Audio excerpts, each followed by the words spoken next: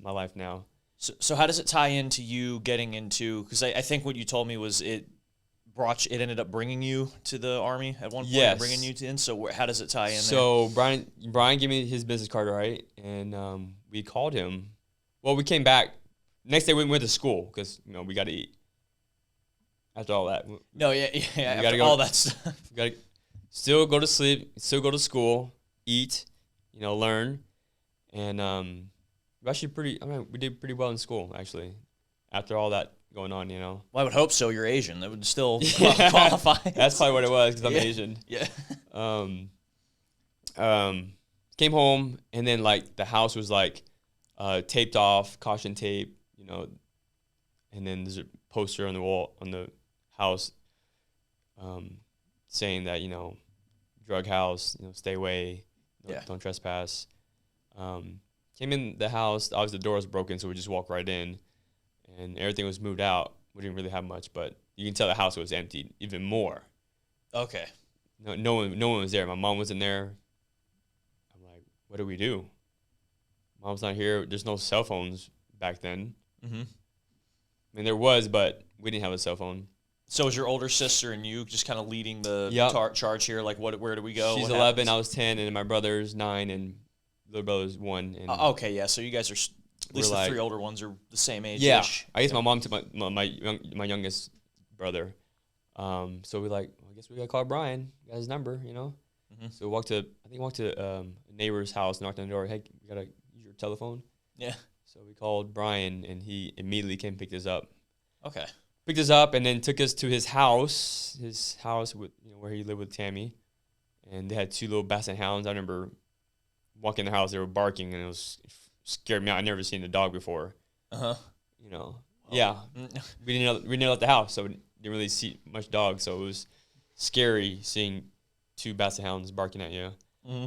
Came in, and then they set up an air mattress for us in the spare bedroom, and we all stayed there for the night, and they were trying to figure out what to do with us.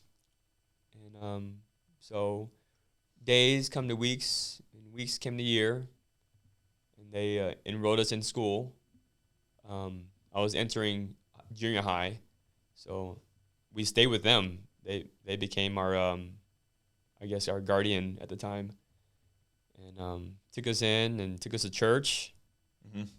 We had bedtime. We had dinner time. We ate food at the table.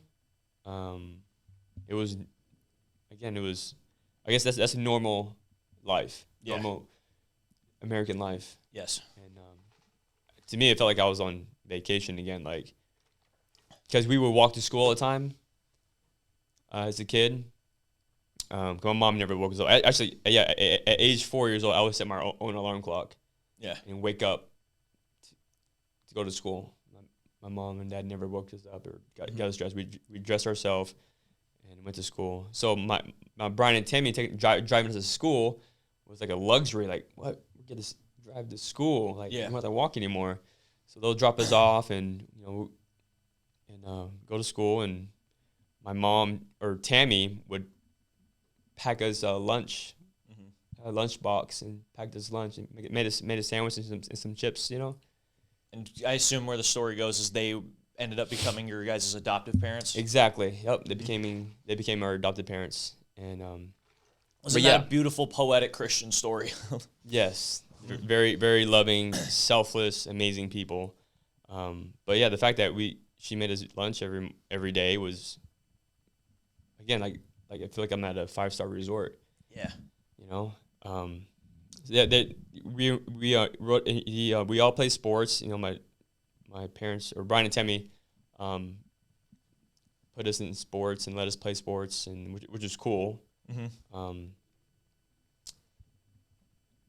So it sounds like you more or less, after being in this kind of poor, Asian American, unknown background, you kind of, I don't want to say unknown, but it was definitely like there was a cultural difference you guys were in. Yes, very cultural different, yeah. And now you're being transitioned into a much more assimilated kind of.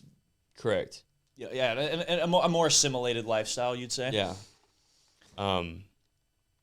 So, and then we I guess for a couple of years we just asked Brian and Tammy, can we call you mom and dad?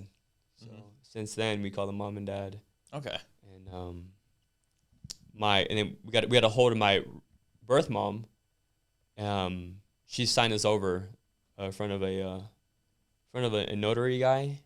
So we just signed her rights over to Brian and Tammy. So Brian and Tammy had the rights over us and became our parents. Dope. Yeah, so that was great. And how I got into the military, because Brian was a veteran. He was prior Navy. Please tell me he was in Vietnam. That'd be so interesting. He was not old enough at the time. He's born in 1969. Oh, okay. So his dad was during the Vietnam War. Okay. And he was in the Navy too. Whoa, that's kind of worse, I think, if the granddad fought in Vietnam and then he sees like his grandchildren. Like, who would have ever thought? Like, an You know ironic what? twist of fate. That is funny. Yeah. I'm sure that, like, obviously it's, But jokes aside, we were on the good side. We were at the South Vietnam, so that's the good side. Oh, hey, even better. Yeah. Yeah. Freedom fighters. Isn't Yeah. that great?